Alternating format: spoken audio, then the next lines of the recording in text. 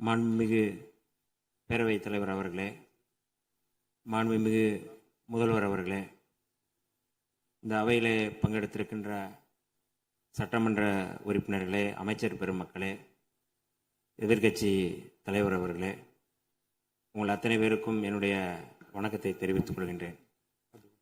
மாண்புமிகு முதல்வர் அவர்கள் மிக முக்கியமான தமிழ்நாட்டினுடைய உரிமை, தமிழர்களுடைய உரிமை என்கின்ற அடிப்படையில் ஒரு தீர்மானத்தை முன்மொழிந்திருக்கிறார்கள். இது வரலாற்று சிறப்புமிக்க முன்மொழிவு. நாம் அத்தனை பேரும் சட்டமன்ற உறுப்பினர்கள், தமிழ்நாட்டு மக்கள், தமிழர்களுடைய உரிமைகளை பாதுகாக்கக்கூடிய அத்தனை கட்சிகளும் மாண்புமிகு முதல்வர் அவர்கள் முன்மொழிந்த இந்த முன்மொழிவை எந்த பாகுபாடும் இல்லாமல் ஏற்றுக்கொள்வார்கள், ஏற்றுக்கொள்ள வேண்டும் என்கின்ற கோரிக்கையை முன்வைத்து விடுதலை சிறுத்தைகளின் சார்பில் முழுமையாக இந்த தீர்மானத்தை வரவேற்கிறோம், பாராட்டுகிறோம். இதற்கு அடுத்த முன்னெடுப்பு என்ன என்பதையும் நாம் தெளிவுபடுத்த வேண்டிய தேவை இருக்கின்றது.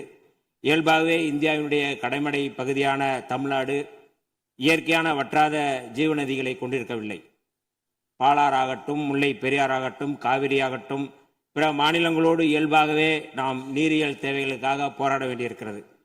இந்த சூழலில் புரட்சியாளர் அம்பேத்கர் அவர்கள் இந்த நீரியல் தொடர்பாக நீர் பிரச்சனை குறித்து என்ன மாதிரியான தீர்வை முன்மொழிந்தார் என்பதை நான் இந்த அவையிலே சொல்ல விரும்புகின்றேன். 1942 முதல் 1946 வரை ஆங்கிலேய ஆட்சியின் கீழ் அமைந்திருந்த இந்திய அரசில் தொழிலாளர் நலன், பாசனம் மற்றும் மின்சாரம் ஆகிய துறைகளுக்கு அமைச்சராக இருந்த புரட்சியாளர் அம்பேத்கர் அவர்கள் மிக முக்கியமான இந்த மத்திய நீர் ஆணையம் தொடர்பாக அன்றைக்கு முன்னெடுத்தது தொடர்பாக இன்றைக்கு நமக்கும் பயன்படுகின்றது. மக்களுக்கு பயன்படும் நீர் ஆதார திட்டங்களை நடைமுறைப்படுத்த நதிகளை தேசியமயமாக்க வேண்டும் என்ற கருத்தை புரட்சியாளர் அம்பேத்கர் அவர்கள் முன்னெடுத்திருந்தார்கள்.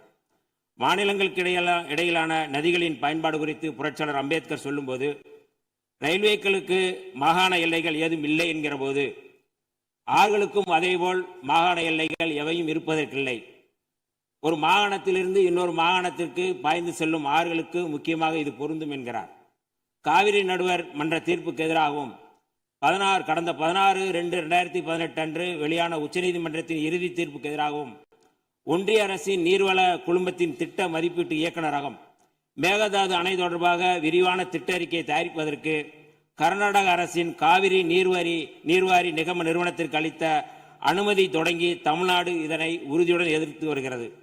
தமிழகத்தின் வேளாண்மை சார்ந்த மக்களின் நலன்களின் மாத்திரமல்ல, கர்நாடகத்து விவசாயிகளின் மீதும் நமக்கு அக்கறை இருக்கிறது எனினும் இச்சூழலில் மாண்புமிகு முதலமைச்சர் அவர்கள் முன்மொழிந்துள்ள தீர்மானத்தில் குறிப்பிட்டுள்ளபடி கர்நாடக அரசு மேகதாதுவிலோ அல்லது காவிரி படுகையில் வேறு எந்த இடத்திலோ அணை அல்லது எவ்வித புதிய நீர்த்தேக்க திட்டத்தை பிற படுகை மாநிலங்களின் இசைவு இன்றியும் ஒன்றிய அரசின் ஒப்புதல் இல்லாமலும் மேற்கொள்ளக்கூடாது என்பதை விடுதலை சிறுத்தைகள் கட்சியின் சார்பில் நாங்கள் வரவேற்கின்றோம்.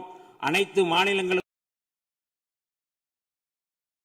பொதுவாக செயல்பட வேண்டிய ஒன்றிய அரசு இவ்விவகாரத்தில் தமிழ்நாட்டின் நியாயத்தை உணர்ந்து செயல்பட வேண்டும். கடந்த 21/3/2022 அன்று இதே பேரவையில் இதே பொருள் குறித்து தீர்மானம் ஒன்றில் விடுதலை சிறுத்தைகள் கட்சி தங்களது ஆதரவை பதிவு செய்துள்ளது என்பதை இப்பேரவைக்கு தெரிவித்துக் கொள்கின்றேன். தமிழர் உரிமை காக்கும் தமிழ்நாடு அரசின் அனைத்து நடவடிக்கைகளுக்கும் விடுதலை சிறுத்தைகள் கட்சி என்றும் உறுதியாக இருப்போம் என்று சொல்லி வாய்ப்புக்கு நன்றி கூறி விடைபெறுகிறேன். நன்றி, வணக்கம்.